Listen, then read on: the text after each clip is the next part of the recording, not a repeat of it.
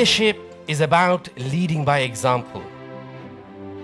And it is not just the decisions we make, but it is the behavior that we embody that has impact and influences people around us.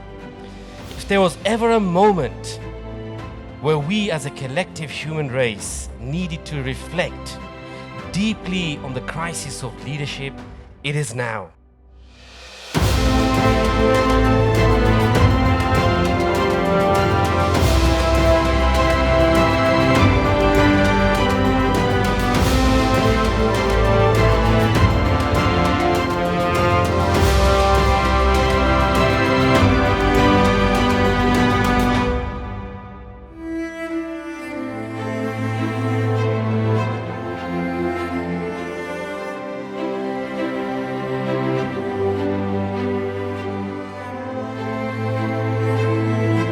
Leadership is a combination of your natural talent and learning the principles of leadership.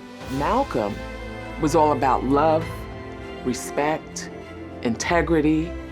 We need to be able to shape the conditions rather than be shaped.